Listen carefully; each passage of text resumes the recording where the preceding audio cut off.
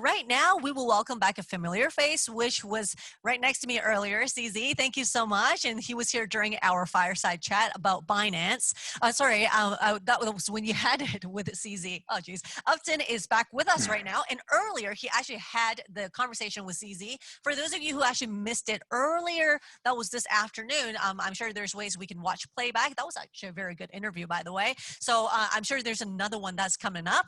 And welcome back. I just want to say he's going to interview another important guest who is joining us virtually, and that is a senior director of Prosus Group, Naspers, John-Simon Purcell. And Naspers is probably actually one of the largest companies that most of you have never heard of. It sounds kind of weird. It's like the largest company we've never heard of. So does it exist? Yes, it does. They own 31% of Tencent, which makes them a unicorn like 100 times over. And they have one of the largest funds in the world. And meanwhile, they're looking at investing in Series A and above.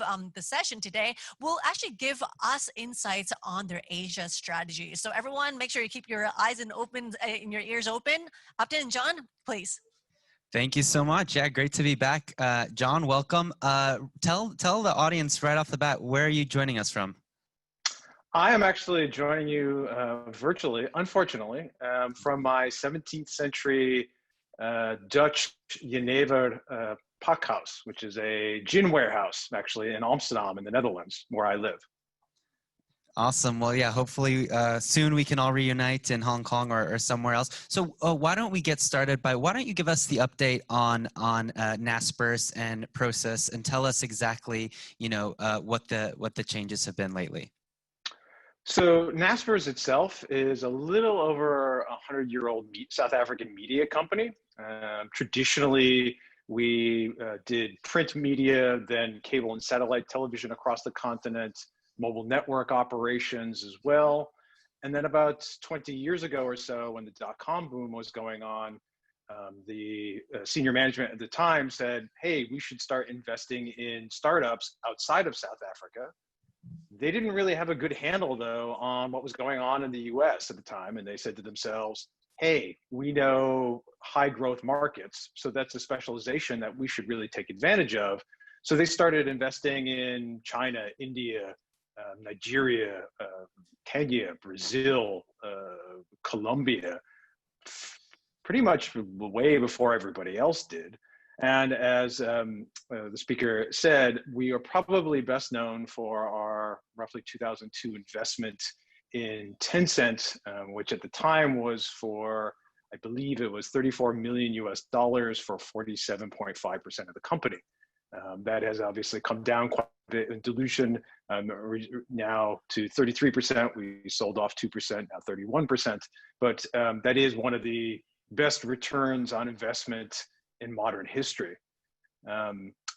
As a consequence of that, when I first joined this company in January of 2015, we were roughly 4% of the Johannesburg Stock Exchange. Fast forward to January last year, we were 35% of that, which is a problem for institutional investors, big pension funds and those kinds of things, which have fiduciary rights to say, don't invest in super large companies. So one of the ways for us to change that position was we sold off our cable and satellite television business in South Africa as a public entity that was MultiChoice.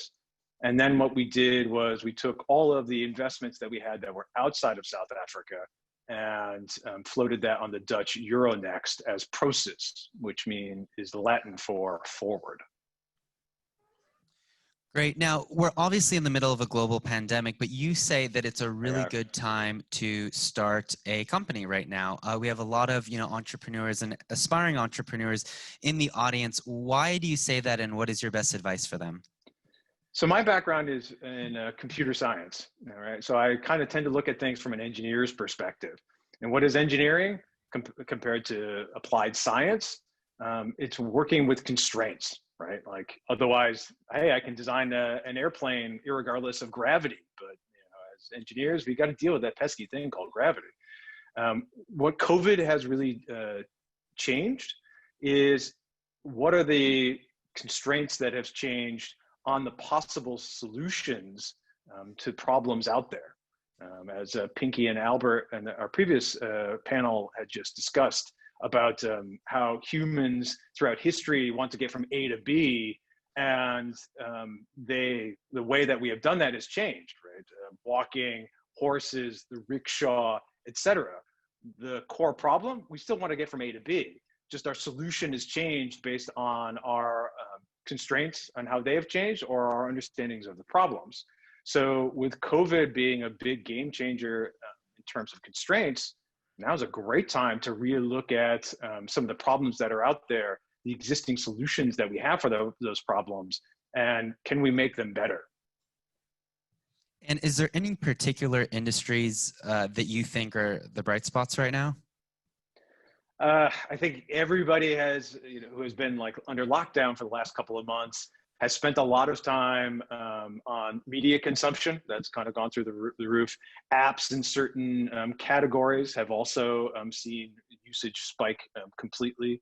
So for us, we invest heavily in classifieds, payments, food delivery, and our ventures arm, both in education and then on workplace plays. So for me, if I have children and they're under lockdown, well, how am I going to keep my kids' education going during these times? If we were in India, or I was in India, for example, we are a large investor in Byju's there, which is somewhat of a household name if you have a child in middle school up to pre-university. Those are some of the areas. I think the other big thing, personally, is in the time of essentially work from home or almost complete remote workforce, how are we dealing with hiring and onboarding? As a young startup, your CEO is probably going to spend maybe upwards of 40 or 50% of her time actually hiring people and making sure that they're up and getting up to speed and building product for us. So what does that look in a completely remote environment? How are we supposed to measure success of the person and the team itself in those situations? As an investor, what are the things that you look for when people come to you with ideas, and how do you sort of vet the character of the person and the idea? What are the sort of key takeaways that you would give to the audience in terms of best advice for impressing you, let's say? So I spent a lot of times at things like Rise in Hong Kong, its sister publication here in Europe as well, Web Summit. There are tens of thousands of people who are attending these things. The best ones are actually trying to capture investors' eyes are ones that actually understand the problem that they're tackling. They're really like saying within that real pitch moment, hey, here's a huge problem that has a big total addressable market. And regardless of whatever the solution is, that problem is going to be something that people are always going to be struggling with, right? My previous example is travel, right? Getting from A to B. That's a huge problem. Humanity loves to travel.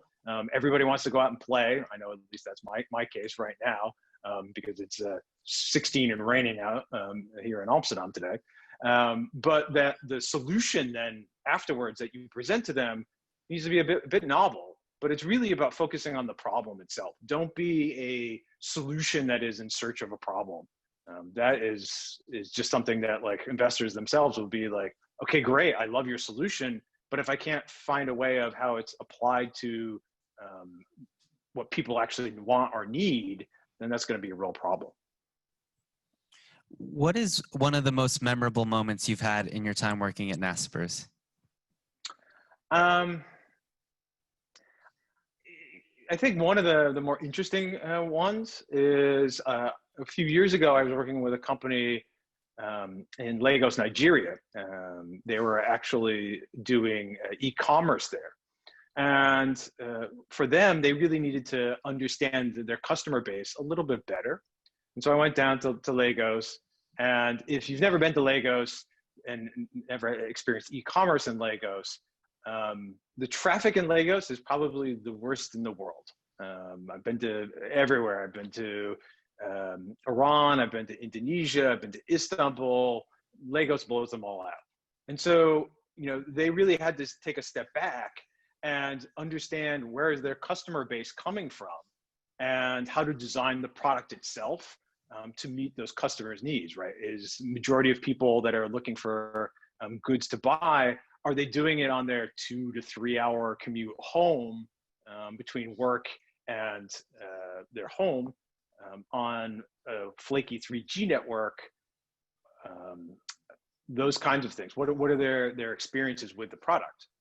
And I gave them some concrete recommendations on how they can actually do a progressive user experience from the people who are using Opera Mini, which is very popular in Africa, or was at the time, up to brand new iPhones and those kinds of things, right? Because the networks there can support very different experiences.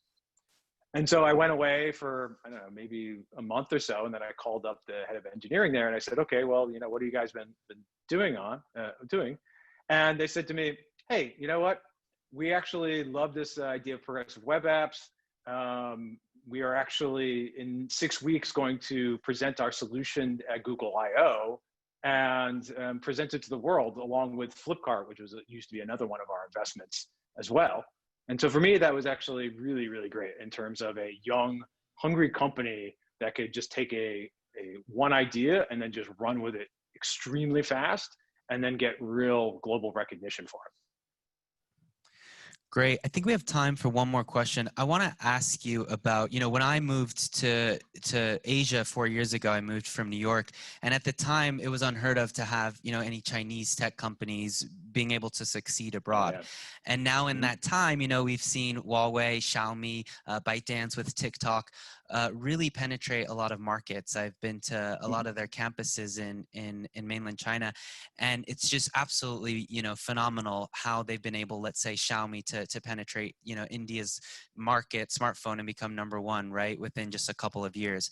And now we're seeing a lot of tension, first between US and China, and now India and China, right, where they're starting to potentially ban a lot of these, Chinese apps. So does that concern you? I mean, is somebody so heavily invested in Tencent, for the future growth of Tencent in China tech? Does that concern you at all, or do you kind of, just think this will blow over? To be honest, no. And this is my personal opinion, of course. And the reason why that is because there are a lot of startups that are outside of that area that are actually looking to the very successful Chinese entrepreneurs who have constraints that are similar to theirs, right? Like, so if you are a Gojek in Indonesia, and for the audience that doesn't know Gojek, it is a ride-hailing super behemoth. It's a super app for Indonesia, really. You can get everything from payments to ride-hailing to food delivery from them. They actually were probably looking at, like, the Meituans that are out there, as opposed to the Ubers itself in the US. And why is that? Is because China, in recent times, has gone through the same kind of constraint problems that they have in Indonesia, right? In terms of infrastructure issues, payment issues, and those kinds of things. And so while, governments themselves may ban apps and those kinds of things, I think that the actual influence from China itself and from India as well will be broad across the world in certain areas where it's needed. Great. Last quick question. Any interesting or weird hobbies you've picked up whilst in lockdown, or not being able to travel? Well, so it is kind of interesting. I usually travel over 600,000 kilometers a year. I'm based here in Amsterdam primarily because we invest in everything from Brazil to Indonesia and China and Hong Kong and everything in between. And so from a logistics perspective, it's a perfect place to be. I've actually spent more time in the last 4 months here in Amsterdam than I have in the last 5 years. And the big thing that's happened with me, I'm actually busier than I was when I was traveling so much. And as a result, the weird hobby that I've taken up is really getting myself into shape, right? Because we all know that this is a long haul. So, spending time, I do outdoor rock climbing. I've tried to limit my caffeine, alcohol, those kinds of things, just so that I can be in shape and ready to go when everything opens up. Wonderful. Well, thank you so much for your time. We know you're a very busy guy. Really enjoyed learning some insight from you. Thank you. Thank you so much. Thank you, gentlemen. Thank you, Uptin. Thank you, John, once again. And thanks for being a moderator again. Wow, some very precious insights that we just got that was shared with us. Definitely very different perspective in terms of the Asia strategy.